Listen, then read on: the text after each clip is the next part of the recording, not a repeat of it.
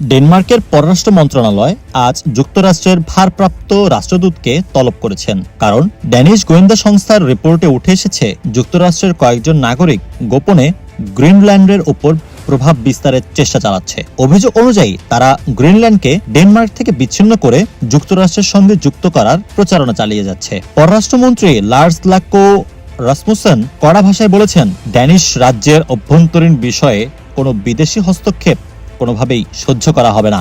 এমন প্রেক্ষাপট নতুন নয়। হোয়াইট হাউসে ফেরার পর প্রেসিডেন্ট ডোনাল্ড ট্রাম্প একাধিকবার মন্তব্য করেছেন, যুক্তরাষ্ট্রের নিরাপত্তার জন্য গ্রিনল্যান্ড অপরিহার্য। এমনকি দ্বীপটির নিরাপত্তা নিশ্চিত করতে সামরিক শক্তি প্রয়োগেরও সম্ভাবনা তিনি উড়িয়ে দেননি। তবে চলতি বছরের জানুয়ারির এক জরিপে দেখা যায়, গ্রিনল্যান্ডবাসীর বড় অংশ ডেনমার্ক থেকে স্বাধীনতা চাইলেও যুক্তরাষ্ট্রের অংশ হতে তারা একেবারেই আগ্রহী নন।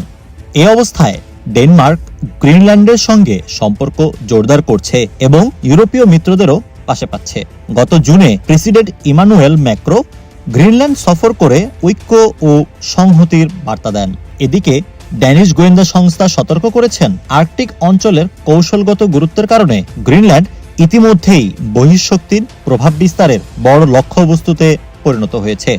এখন প্রশ্ন দাঁড়াচ্ছে, গ্রিনল্যান্ড কি সত্যিই নিজের স্বাধীন ভবিষ্যৎ গড়ে তুলবে, নাকি আবারও বৈশ্বিক শক্তির টানাপোড়েনের শিকার হবে? আরও এমন আন্তর্জাতিক বিশ্লেষণ ও আপডেট পেতে আমাদের সঙ্গেই থাকুন। লাইক, শেয়ার এবং সাবস্ক্রাইব করতে ভুলবেন না।